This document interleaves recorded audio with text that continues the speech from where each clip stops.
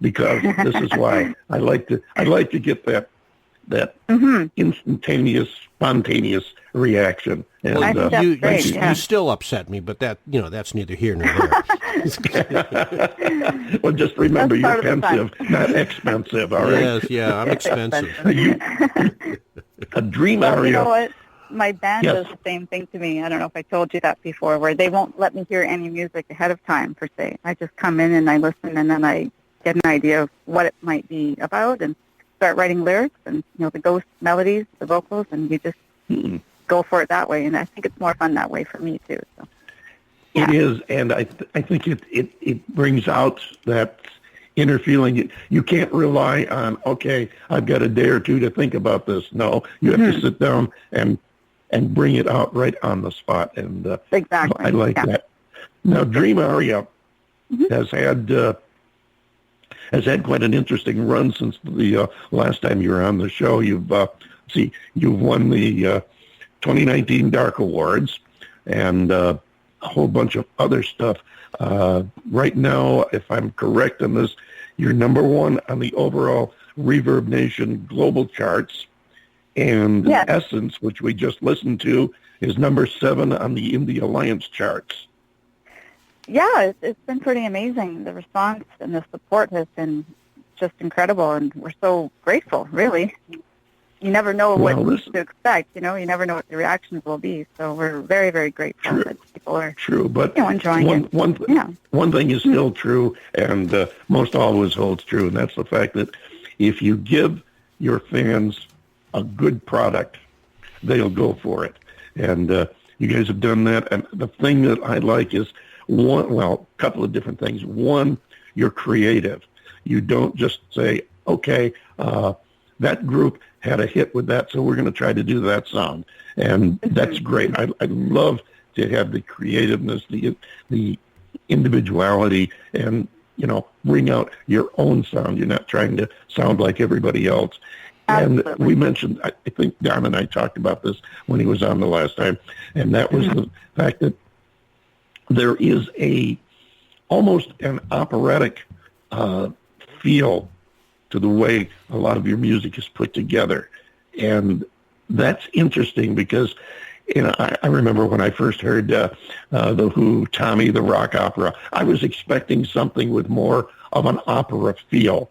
And obviously it wasn't quite what I expected. And it was, not to put it down, it was a great piece of work. But your music is kind of built like a mini opera.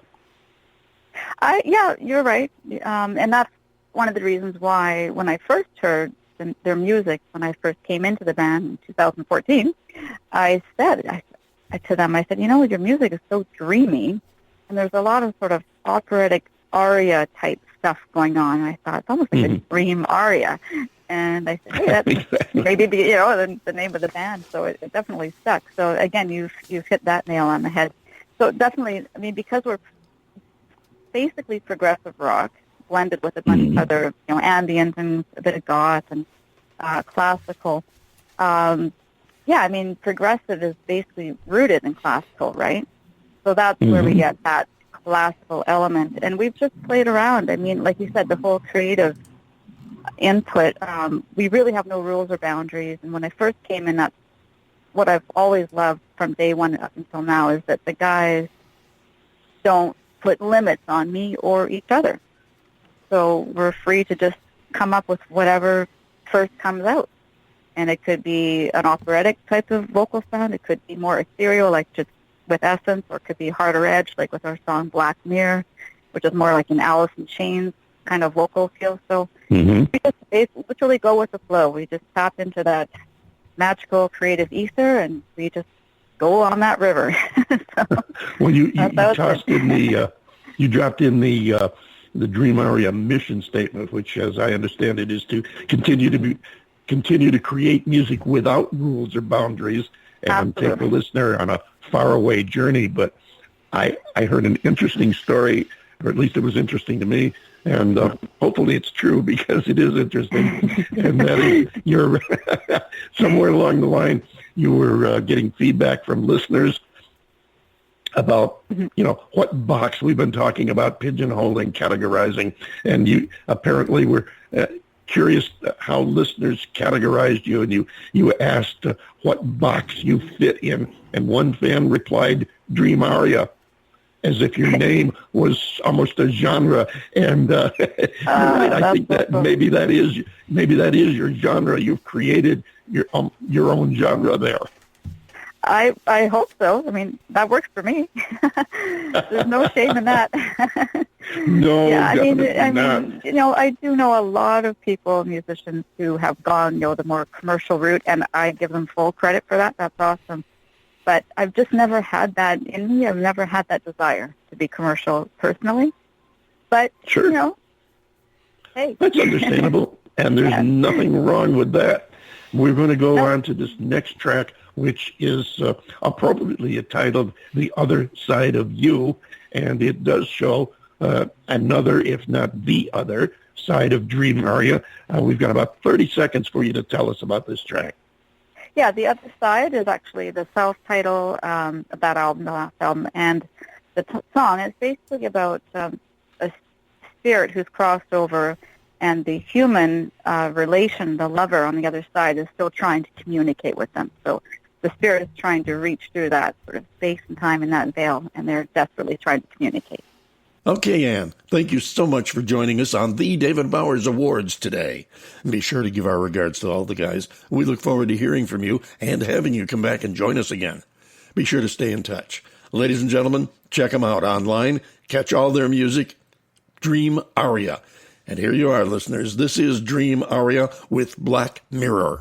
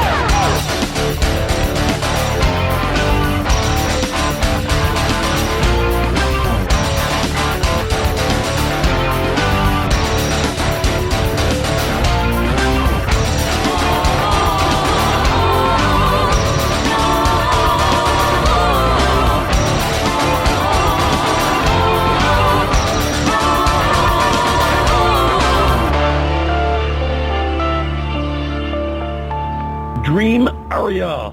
The tune is called Black Mirror. And we want to thank Anne for stopping by and sharing with us. Also, we want to thank Sabrina Fallah for being with us also, and urge you, our listeners, to get in touch with them. Follow them on social media. Go to their websites.